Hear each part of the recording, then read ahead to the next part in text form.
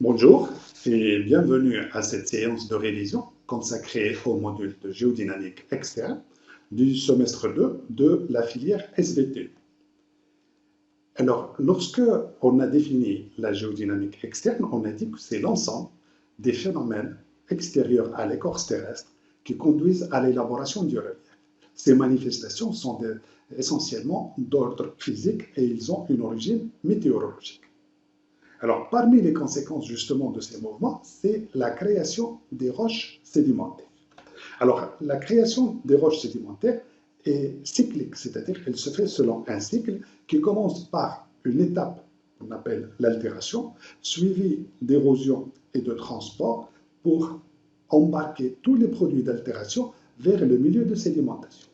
Alors, il se peut qu'il y ait des zones de sédimentation au milieu continental avant d'atteindre justement le milieu marin. Alors, dans ce milieu marin, nous avons donc une sédimentation qui entraîne donc le dépôt de roches à l'état meuble.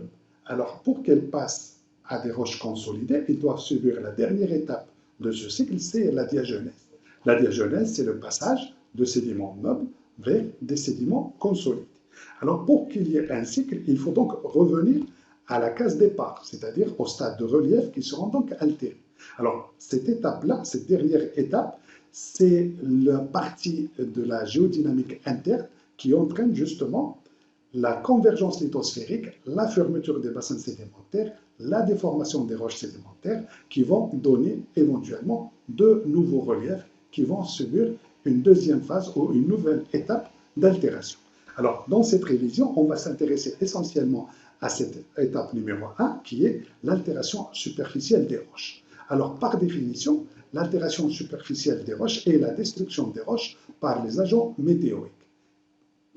Quels sont ces agents météoriques? Il y a d'abord l'eau, c'est essentiellement l'eau de pluie, la température, la glace, le vent et l'air. L'air nous intéresse pour sa composition chimique, pour l'oxygène pour les oxydations et le CO2 pour la dissolution des carbonates.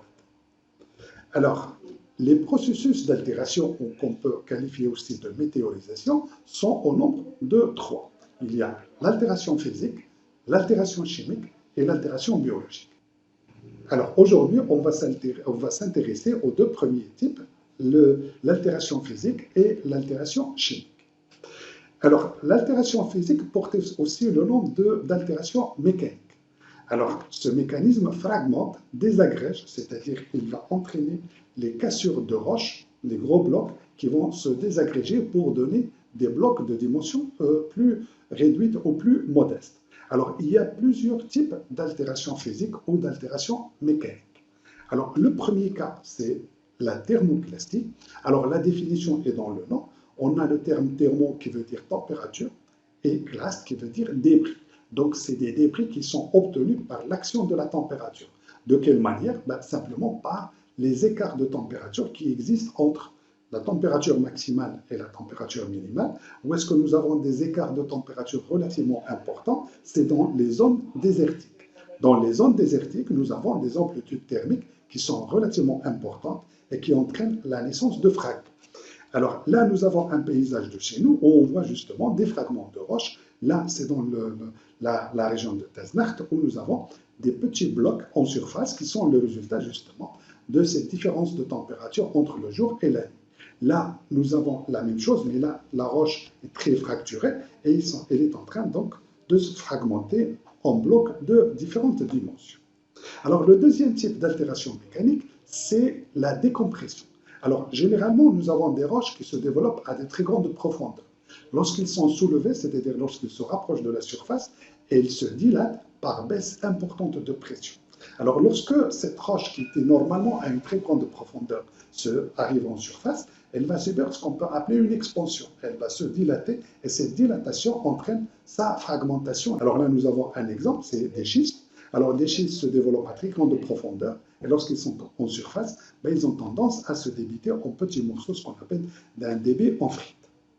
Alors, le deuxième cas, toujours lié à ce cas de roches qui arrivent en surface, c'est les roches magmatiques. Alors, c'est des roches qui n'ont aucune structure qui va orienter justement cette décompression. Les roches magmatiques n'ont ni plan de schistosité ni plan de stratification. Et ils vont donc subir une altération qui va venir de l'extérieur vers l'intérieur et il va entraîner ce qu'on appelle une altération en boule. Là, nous avons le cas d'un basalte qui va subir une exfoliation et il va fournir une structure qu'on appelle une structure en pelure d'oignon, avec une partie interne qui est encore intacte, non atteinte par l'altération, et la partie externe, il est en train de partir, il est en train de se fragmenter, et c'est ce qu'on appelle de la desquamation. Voilà donc le deuxième type de roches qui vont subir cette décompression. Troisième cas, c'est la cryoclastie, c'est l'action du gel et du dégel, c'est-à-dire des variations de température qui oscillent autour de 0 degré. Donc ça nous permet d'avoir de l'eau qui va donc geler, et lorsque elle va geler, son volume va augmenter d'à peu près 10%. Donc c'est le volume de la fracture qui se trouve agrandi de 10%. Lorsque la glace va fondre, la fracture va rester telle qu'elle, et puis prochaine étape, on aura donc de l'eau qui va s'installer là-dedans, elle va geler, et cette fracture augmentera encore de 10%. Et le résultat final, donc, c'est la dislocation de grands blocs qui vont générer des blocs de dimension plus réduite. Alors, ce n'est pas la thermoclastie. La thermoclastie, on n'a pas besoin d'avoir des températures en dessous de 0. Dans le cas du gel et du dégel, il faut donc des températures qui passent en dessous de 0 pour que l'eau puisse passer à l'état solide. Alors, l'hydroclastie, là encore, c'est un cas d'altération physique des roches. Et il concerne essentiellement les argiles. Les argiles, lorsqu'ils sont imbibés d'eau, occupent une grande surface homogène. Et lorsque cette eau commence à s'évaporer, on est dans l'étape de dessiccation, ces argiles vont se fracturer. Elles vont se fracturer automatiquement par départ d'eau. Et c'est un cas justement de désagrégation de la roche. L'anoclastie est un cas également de fracturation de roche. Alors, elle intéresse essentiellement l'eau qui est très riche en sel. Lorsqu'elle rentre dans des fissures de la roche, elle va faire éclater cette roche par cristallisation justement du sel, parce qu'il y aura une surconcentration par évaporation d'eau. Alors voilà pour l'altération physique. L'altération physique, en conclusion, est une altération qui aboutit à la naissance de fragments. Alors soit que ces fragments vont rester sur place, et dans ce cas-là, on va retrouver un sol, soit qu'ils vont subir une érosion, et là, c'est le cycle des roches sédimentaires qui va commencer. Alors, le deuxième type d'altération, c'est l'altération chimique. Alors, l'altération chimique, comme son nom l'indique, elle entraîne la modification de la composition chimique de la roche. Alors, cette transformation s'accompagne de trois constatations, de trois phénomènes différents. D'abord, le premier cas, c'est la naissance d'une nouvelle espèce minérale. Le deuxième cas, c'est des éléments chimiques qui vont partir en solution, qui vont aller très loin, ils vont aller éventuellement dans le milieu marin pour générer des roches sédimentaires. Et puis, le troisième cas, ou la troisième résultante, c'est qu'il y a des parties qui sont qualifiées d'insolubles et qui vont rester sur place. Alors, généralement, ce processus aboutit à la création de roches sédimentaires qui sont très abondantes à la surface du globe, c'est les argiles. Alors, les différents processus d'altération chimique sont au minimum égal à 5. Nous avons l'hydrolyse, c'est l'altération chimique la plus importante. Puis nous avons l'oxydoréduction, l'hydratation, la dissolution et la décarbonatation. Alors, on va s'intéresser à l'hydrolyse parce que c'est le processus chimique d'altération le plus important. Alors, elle s'attaque essentiellement au silicate. Et en quoi consiste cette hydrolyse? Nous avons un minéral numéro 1 qui, au contact de l'eau, va se transformer en nous donnant un minéral numéro 2 plus une solution de lessivage. C'est l'altération chimique la plus importante. Alors, elle nécessite 4 conditions. La première condition, c'est la présence de l'eau. S'il y a de l'eau, il y aura une hydrolyse. Il n'y a pas d'eau, il n'y a pas d'hydrolyse. Alors, comment se comporte cette eau au contact d'une roche? Alors, l'eau est un dipôle électrique qui va s'attaquer justement aux différents éléments en fonction de leur charge réciproque. Lorsque vous avez un élément à charge négative, le dipôle électrique va l'attaquer sous le côté positif et l'inverse est également vrai. La deuxième condition pour que l'altération chimique puisse avoir lieu, c'est la température. Température élevée, elle favorise les réactions chimiques, elle favorise justement ce type d'altération qui est l'hydrolyse. L'hydrolyse dépend également de deux autres éléments. C'est la résistance d'un minéral à l'altération. Dans une roche, vous avez plusieurs minéraux, mais ils ne vont pas s'altérer tous de la même façon. Et puis, il y a la mobilité des ions. Lorsqu'on a un minéral, il est composé d'un certain nombre d'éléments chimiques. Alors, en fonction de leur mobilité, son altération sera facile ou bien ce sera une altération qui sera très délicate ou quasiment impossible. Alors, l'élément numéro 3, c'est la résistance d'un minéral à l'altération. Alors, cette résistance dépend de l'énergie de liaison des ions avec l'oxygène. Nous avons la silice qui établit des liaisons très fortes avec l'oxygène. Nous avons le potassium qui établit des liaisons qui sont très faibles. Alors, quelles sont les conséquences? Les conséquences, d'abord, pour le quartz, qui est composé essentiellement de silice et d'oxygène, la liaison est très forte et c'est le minéral qui résiste le plus à l'hydrolyse. À l'inverse, on peut prendre le cas de l'olivine. C'est un silicate, évidemment, mais il y a aussi beaucoup de fer dans sa composition chimique. Alors, c'est des liaisons qui sont très faibles et dans une association où il y aurait éventuellement de l'olivine, là, ça va être le minéral qui va s'altérer le plus rapidement. Alors, dans une association où il y aurait de l'olivine, ça va être le minéral qui va s'altérer pratiquement en premier. Alors, pourquoi? Parce que l'olivine cristallise à haute température, elle est donc particulièrement instable dans les conditions de surface, et elle est donc la plus labile. Le quartz, en revanche, est formé à une température moins élevée, il est plus stable. Alors, voici le gradient de résistance à l'altération. Donc là, cette flèche indique le minéral qui résiste le plus à l'altération, c'est évidemment le quartz. Le minéral qui va s'altérer en premier, c'est l'olivine. Et là, c'est la suite réactionnelle de Bowen qui suit le même chemin. Alors, dernier point, c'est la mobilité des ions. Alors, la mobilité des ions est définie par leur potentiel ionique.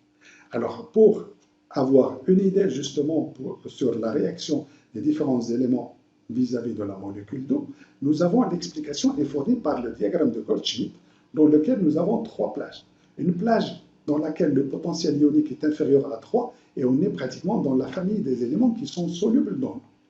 Nous avons la deuxième plage, dont c'est des éléments dont le potentiel ionique est compris entre 10 et 3, c'est ce qu'on appelle les précipitats, c'est-à-dire c'est des éléments qui vont rester sur place. Et c'est le cas essentiellement du fer et de l'aluminium. Et puis la dernière plage, c'est les oxyanions solubles. C'est des éléments chimiques qui ont une charge électrique très élevée et qui ont besoin donc d'être associés avec de l'oxygène pour passer à l'état soluble dans l'eau. Donc, résumons, inférieur à 3, c'est des éléments qui sont solubles naturellement. Entre 3 et 10, c'est des éléments qui vont rester sur place, c'est les précipitats. Et un potentiel supérieur à 10, c'est des éléments qui vont partir à l'état d'oxyanion. Voilà donc les 4 facteurs qui conditionnent l'hydrolyse. Alors, on va maintenant appliquer ces définitions au premier cas, c'est le cas des feldspaths. Alors, les feldspaths sont très fréquents dans les roches magmatiques. Alors, ils peuvent subir une altération à l'eau et cette altération présente des degrés en fonction du résultat obtenu. Alors, lorsque l'eau est juste suffisante, lorsque la température n'est pas très élevée, on est dans le cas d'une altération partielle, c'est-à-dire c'est une hydrolyse qui est faible. Alors, on va prendre le cas de l'orthose, un feldspath potassique, donc vous avez une vue sur sa composition chimique, attaqué par de l'eau de pluie, eh bien, si l'altération est partielle, il va générer un minéral, c'est des argiles, c'est des ylites qui font encore partie de la famille des silicates. La seule différence, c'est dans le cas de l'orthose, nous avons un rapport silice-aluminium qui est égal à 3, et dans le cas de l'ylite, ce rapport n'est plus égal à 2. Ça veut dire donc qu'il y a un silicium qui est parti. Il est où? Ben, il est parti sous forme d'acide silicique en suspension dans l'eau. Et puis nous avons des ions. Dans le cas de l'orthose, l'ion qui va partir, c'est essentiellement le potassium. Alors, supposons que là, on va passer à un degré d'altération plus poussé, température plus élevée et eau suffisante disponible. Alors, on va atteindre un degré d'altération où on va passer d'un silicate où le rapport silice-aluminium est égal à 3, on va obtenir un minéral silicaté dans lequel le rapport n'est plus égal dans lequel le rapport est égal à 1. Alors, il y a donc un silicium qui est parti sous forme d'acide silicique et encore des ions. Alors là, le minéral obtenu, c'est la kaolinite, qui est une variété d'argile. Alors, si les conditions sont extrêmes, alors l'orthose va être altérée en totalité. Ça veut dire donc que l'hydrolyse est forte. Alors, le minéral obtenu, ce n'est plus un silicate, puisqu'il n'y a pas de silice dans sa composition chimique. On passe d'un rapport silice-aluminium égal à 3 pour atteindre un rapport de silice-aluminium qui est égal à 0. Et ça, c'est le cas de la gypsite, qui est un hydroxyde d'aluminium. Les autres éléments vont partir sous forme d'acide silicique et d'ions dans l'eau, soit d'infiltration, soit l'eau de ruissellement. Donc, en résumé, l'hydrolyse d'un feldspath nous donne ou aboutit à la néoformation des argiles en fonction du degré de cette altération, s'il est faible, moyenne ou fort. Au départ du potassium et à la précipitation de l'hydroxyde d'aluminium. Alors, en résumé, nous avons donc l'effet de l'eau, l'effet de la température. Par conséquent, c'est l'effet du climat. L'altération, qu'elle soit physique ou chimique, elle dépend essentiellement du climat. Alors, sur cette figure, nous avons la relation qui existe entre le profil d'altération et le climat. Alors, c'est un profil qui va du pôle Nord jusqu'à l'équateur, passant bien sûr par l'Europe et l'Afrique, et nous avons les deux éléments qui conditionnent justement le climat. Nous avons le premier, c'est la température qui augmente donc depuis le pôle Nord. Elle augmente progressivement jusqu'aux zones désertiques et puis elle fléchit un peu pour rester à un palier de l'ordre de 30 degrés. Nous avons le deuxième paramètre, ce sont les eaux de précipitation, c'est la pluie, qui augmente depuis le pôle Nord. Elle augmente progressivement jusqu'à cette partie-là, dans les zones tempérées. Après, elle diminue brutalement dans les zones désertiques. Donc là, la quantité d'eau est pratiquement négligeable, pour ne pas dire qu'elle est absente. Et puis, à partir de là, la quantité d'eau de pluie augmente progressivement pour atteindre des valeurs supérieures à 2000 mm par an. Alors, ces profils d'altération sont d'abord de nature différente. Alors, dans ce cas-là, nous avons essentiellement, d'après le figuré, nous avons surtout des zélites. C'est les argiles dans lesquelles le rapport silice-aluminium est égal à 2. Et puis ici, nous avons une zone où on a le profil, il est formé par de la kaolinite, c'est une argile A1. Et puis là, dans la zone la plus affectée par les précipitations, on passe à la gypsite qui est un hydroxyde d'aluminium. Alors, résumons, nous avons donc deux facteurs essentiels qui interviennent dans l'altération des roches, mais le facteur principal, c'est l'eau. Alors là, une quantité modeste en eau, un profil d'altération qui n'est pas très important. Et puis là, des quantités très importantes, le profil d'altération est très important. Alors, en résumé, nous avons donc sous le climat tropical, nous avons un milieu qui est chaud et humide, beaucoup d'eau, une température élevée. L'altération est essentiellement une altération chimique. Et le profil d'altération est à sa valeur la plus importante. L'altération est à son maximum. Puis, dans le climat désertique, chaud et sec, c'est cette partie-là. Il y a une température très élevée, mais la quantité d'eau est négligeable. Alors là, l'altération chimique est quasiment absente. J'avais dit tout à l'heure, pas d'eau, pas d'altération chimique. C'est ce qu'on constate à ce niveau-là. Donc, dans la zone désertique, le seul type d'altération qui peut exister, c'est la thermoclastie. C'est les variations entre le jour et la nuit. Alors ensuite, nous avons le climat tempéré. Dans le climat tempéré, nous avons une altération chimique qui est faible puisque le minéral obtenu, c'est essentiellement les zélites. Alors là, l'altération est plutôt mécanique. L'altération chimique étant faible. Et puis, sous climat froid, là, il n'y a pas d'eau. La température varie en dessous et au-dessus de 0 degré. Donc, l'altération est surtout une altération physique de type cryoclastie. Alors, appliquons ces observations à un cas général qui est un granit sain, dont la composition serait bien sûr du quartz, du feldspath potassique, du feldspath sodique, et puis des biotites, voire des moscovites. Voilà donc la composition théorique d'un granit. Alors, pour leur classification, j'ai dit tout à l'heure que les minéraux ne s'altèrent pas de la même façon. Alors, on va les classer en fonction de leur degré, justement, ou de leur résistance à l'altération. Alors, la relation silice-oxygène est l'une des relations les plus fortes Ce qui fait donc que le quartz, parmi tous ces minéraux-là, c'est pratiquement le plus résistant. Le minéral qui contient du fer aura tendance à s'oxyder tout de suite. C'est un minéral qui va s'altérer rapidement. C'est donc le premier minéral, c'est le moins résistant à l'altération chimique. Alors, il reste ces trois-là. Alors, la moscovite est un minéral de température, enfin, qui cristallise à une température légèrement supérieure au quartz. Il sera donc un peu moins résistant, donc on va le placer juste après. Et puis là, les feldspaths albite nécessitent une température un peu plus élevée que le feldspath potassique, donc il sera plus facile à altérer. Résumant, on va partir du moins résistant vers le plus résistant à l'altération chimique, la biotite, les feldspaths sodiques, le feldspath potassique, le mica blanc et les quartz. Alors, le cas général du granit, dans le cas d'un climat tropical, c'est-à-dire un climat où il y a beaucoup d'eau et une température très élevée. Alors, comment vont répondre justement les différents minéraux qui composent ce granit à cette altération chimique très forte? Alors, la biotite est riche en fer. Elle peut donc subir ce qu'on peut appeler une oxydation. Mais comme elle fait toujours partie de la famille des silicates, il va subir aussi une hydrolyse. Après, nous avons les feldspaths, qu'ils soient sodiques ou potassiques.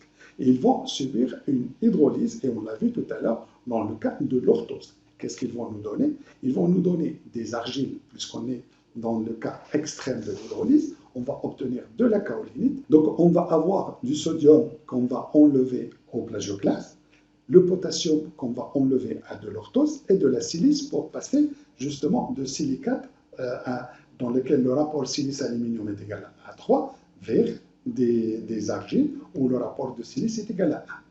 Les quartz et éventuellement de la moscovite s'il y en a, ils vont résister et ils vont constituer ce qu'on appelle des minéraux résiduels, c'est-à-dire qu'ils seront peut-être fragmentés, mais leur composition chimique ne va pas changer et ils vont composer ce qu'on appelle l'arène granitique. L'arène granitique, c'est essentiellement les minéraux résiduels qui résistent à l'altération chimique. Alors, en conclusion, l'altération des roches est un processus géologique majeur.